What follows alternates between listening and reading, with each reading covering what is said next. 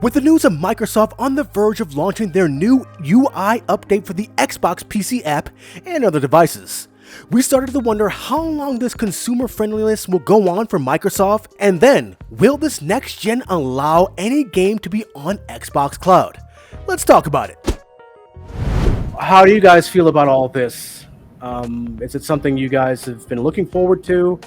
I know it's pretty clear that they are going in the direction of being more consumer friendly, and this is a very good thing, at least from my point of view. Oh, absolutely. For sure. I think that they're in a position that they need to win this time. They need to not get out market shared again. They're trying not to get beat. And I think all the eggs are in this basket, so they're bending over where they need to be to make this happen. With the Xbox app,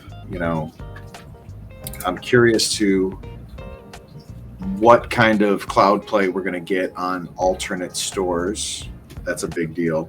Yeah, I mean, if this UI is going to be like kind of universal between all of Xbox going forward, I don't see it coming to the actual Xbox with the Series S and X yet. Yeah. But I mean, going forward, like with the next generation, if this is the route they're going, will it support every game that we can imagine? And another notable thing, I mean, we're looking at that Xbox branded Rogue Ally right there. There's been a lot of buzz in the, we'll say, YouTube space overall, the blowback on how poor Windows performs on handhelds, and that they're going to be streamlining that, which Windows bloat is what's kind of killing the battery life. That's why SteamOS was kind of outperforming Windows by a large margin. And when you're doing something like cloud, where you're not using all the energy of your GPUs and everything else, that's going to really improve cloud play. Is if they strip those down and get rid of that bloat, that's killing them. They're whooped. I guess one of my questions is, well, I mean, I see them creating a different Windows version for players.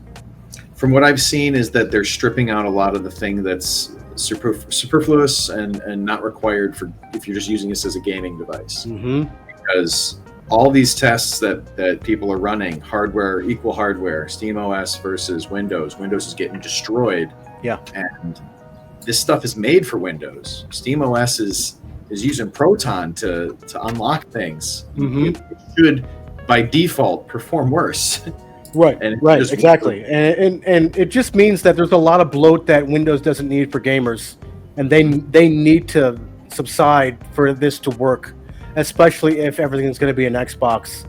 I'd love for it to run an actual gaming PC running on an altered Windows for gamers. I would love that, but it's not something it seems Microsoft's been willing to give us for a very, very long time, is a operating system that's gamer friendly and not pushing all their stores and stuff. Yeah. This is a step in a different direction, which I appreciate.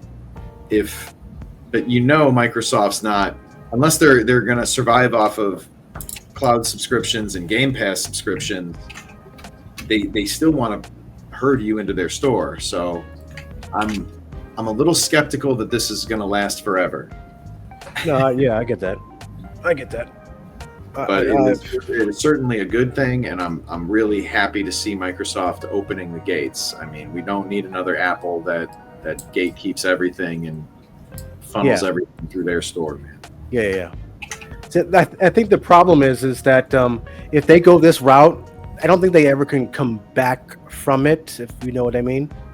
I think they can. It's just what I see them doing is getting you on their device. Okay. You can throw Steam on there, but when you're searching to buy games, you're not going to the Steam store, you're going to the Microsoft store. Yeah. I see them trying to scoop people away from that. I I don't know how well that'll work. I don't. Well, I mean, if they get everybody on their device after a while, and then you just say now that we have everyone, just use our Microsoft Store.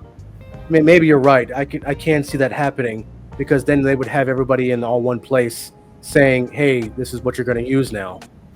Hopefully, with this Xbox app, they're integrating with Discord and doing all this other stuff. Yeah. Where if they can build the community on their app, they can kind of control the future a bit more. Yeah. But the key part, especially for PC gamers like myself, is you're going to have to outperform Valve, and it's going to be difficult to do. Yeah. I really want this to happen, the way we're all hoping it's going to be. Yes. But you never know what's going to be down the line, especially after when they've released the next Xbox. I think the next Xbox is going to have all the features that we really want, and it's going to be great. But like a year or two after, they could be pulling some punches, Yep. And in X many years, when they're another console down, like let's say that this works out, and then they're releasing the next gen. Not only does that coincide with them maybe changing some rules, but that coincides with all those restrictions from the Activision merger wearing off. All those. Mm-hmm. Do you guys think that they are allowing a lot of stuff now? Because I know the concern is like, okay, are they going to be able to pull people to the Microsoft Store? That they're going to push the Microsoft Store so much to new gamers who don't have these libraries that they're bringing over, that they're like, okay, once we get all these new people in, they'll start using the Microsoft Store anyway, since they haven't previously used Steam or any of these other stores before. This is like a gateway drug. Get on our device. Bring your games. But next year, when all these new games come out, look at this. You could get it for look at Game Pass. Oh, look at all these new games you're getting for nothing. Mm-hmm. And now they're generating users. You just got to get them to the dance. Right. And this is especially in let's say the cloud gaming aspect. If we're getting all these new